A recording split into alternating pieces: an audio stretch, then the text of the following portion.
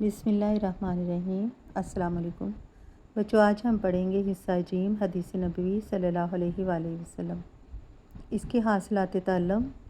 حاصلات تعلم کا مطلب ہے کہ اس کو پڑھنے کے مقصد کیا ہے، کیا حاصل کر سکیں گے آپ۔ اس سبق کو پڑھنے کے بعد طلباء اس قابل ہو جائیں گے کہ حدیث نبوی صلی اللہ علیہ وسلم کی تعریف اور اہمیت بیان کر سکیں، حدیث کا مفہوم سمجھ سکیں، یعنی حدیث کے بارے میں تمام چیزیں جان سکیں کہ حدیث کسے کہتے ہیں، اور کچھ احادیث کا ترجمہ بھی کر سکیں۔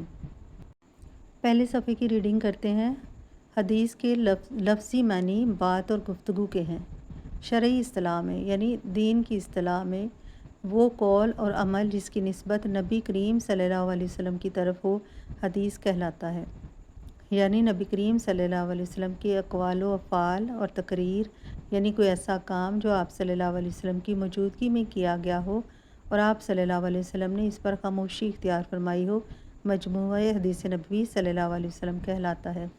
بچوں، یہاں میں نے اوپر پہلے سوال کا مختصر سا جواب لکھا ہوا ہے، نشان لگایا، لیکن ابھی ہم اس کی ریڈنگ کر رہے ہیں، یہ بات بعد میں کریں گے۔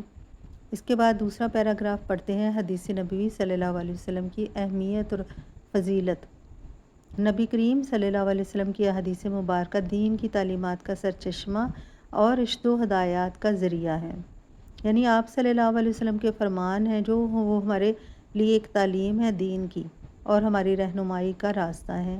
جناب رسول صلی اللہ علیہ وسلم کی بعثت کے مقاصد میں سے اہم ترین مقصد قرآن مجید کی تشریح، تفسیر اور اس کا عملی نمونہ فراہم کرنا ہے۔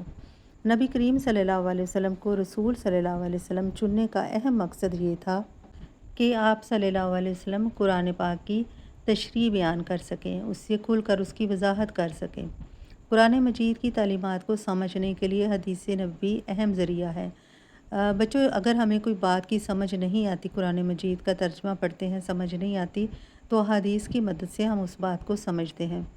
بطور مسلمان ہمارے لیے لازم ہے کہ ہم نبی اکرم صلی اللہ علیہ وسلم کی احادیث کو اپنی زندگی کے لیے عملی نمونہ بنائیں۔ ہماری زندگی نبی اکرم صلی اللہ علیہ وسلم کے اقوال اور افعال کے مطابق ہونی چاہیے۔ اللہ تعالیٰ نے قرآن مجید میں اسی بات کا حکم دیتے ہوئے ارشاد فرمایا۔ اس پیراگراف میں ہے کہ ایک مسلمان ہوتے ہوئے ہمارے لیے لازم ہے کہ ہم نبی کریم صلی اللہ علیہ وسلم کی گزاری ہوئی زندگی کی پیروی کریں اور ان کے کہنے اور کرنے کے مطابق ہی زندگی گزاریں، اور قرآن مجید میں بھی اس بات کو فرمایا گیا ہے۔ قرآن مجید میں اللہ تعالیٰ نے اس بات کا حکم دیتے ہوئے ارشاد فرمایا، اے ایمان والو، اللہ کی اطاعت کرو۔ اطاعت کا مطلب ہے فرما برداری، بندگی۔ اے ایمان والو، اللہ تعالیٰ کی اطاعت کرو اور رسول صلی اللہ علیہ وسلم کی بھی فرما برداری کرو، ان کا حکم مانو اور اپنے اعمال ضائع مت کرو۔ اس کا مطلب ہے کہ اگر ہم ایسا نہیں کریں گے تو ہمارے اعمال ضائع ہو جائیں گے۔ قرآن مجید میں ہی دوسری جگہ پر سورۃ حشر میں اللہ تعالیٰ فرماتے ہیں، اور جو کچھ رسول اللہ صلی اللہ علیہ وسلم تمہیں عطا فرمائے تم اسے لے لو، اور جس سے تمہیں منع فرمائے اس سے رک جاؤ۔ اس کا مطلب ہے کہ جو کچھ بتائیں اس پر عمل کرو، اور جس چیز سے منع کریں وہ نہ کرو، اس سے رک جاؤ۔ ان آیات سے ہمیں یہ رہنمائی ملتی ہے کہ ہمارے لیے زندگی گزارنے کا معیار نبی اکرم صلی اللہ علیہ وسلم کی ذات گرامی اور آپ صلی اللہ علیہ وسلم کے فرمان ہیں، لہٰذا ہمیں اپنی زندگیوں کو آپ صلی اللہ علیہ وسلم کی تعلیمات، جیسے آپ صلی اللہ علیہ وسلم نے فرمایا اسی طرح زندگی کو ڈھالنے کی کوشش کرنی چاہیے، زندگی گزارنے کی کوشش کرنی چاہیے۔ یہاں عزیز طلباء کچھ منتخب احادیث دی گئی ہیں اور ان کا ترجمہ ہے ساتھ۔ پہلی حدیث کا ترجمہ ہے، آپ کو احادیث کا ترجمہ لکھنا آئے گا، صرف آپ نے ان کے ترجمے کو اچھی طرح سے سمجھنا ہے۔ جس طرح کے اوپر لکھا ہوا ہے اکمل المومنین، تو آپ نے اس حدیث مبارک کا ترجمہ مومنوں میں سے شروع کرنا ہے، جیسے تھوڑا سا آپ نے نشانی رکھ لینی ہے کہ کون سی حدیث جو ہے اس کا ترجمہ کیسا ہوگا، کیونکہ بچوں کو بالکل اس طرح نہیں آتی عربی کا ٹرانسلیشن۔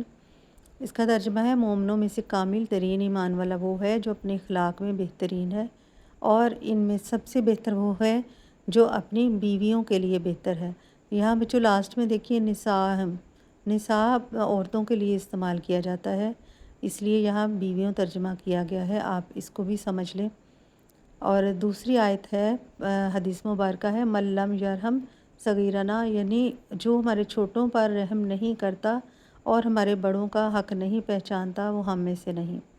یہاں نبی کریم صلی اللہ علیہ وسلم نے منع فرمایا ہے बुरी बातों से, यानी कि बड़ों का हक़ पहचाने, जो बड़ों का हक़ नहीं पहचानता वो हम में से नहीं। ये भी आपने यरहम यानी रहम करना, इस हिसाब से आपने इसकी ट्रांसलेशन याद करनी है। हदीस मुबारका तीसरे नंबर वाली है, ए लोगो अल्लाह से डरो और अच्छे तरीके से रोज़ी तलब करो।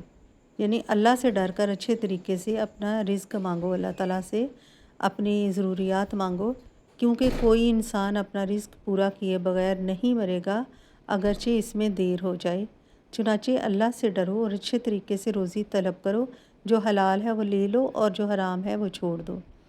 तो बच्चों यहाँ से ये ऊपर जो हदीस मुबारक शुरू हो रही है, अय्युहन्नासु ए लोगो, ये आपको इस चीज़ का तर्जुमा करने में आसानी करेगी।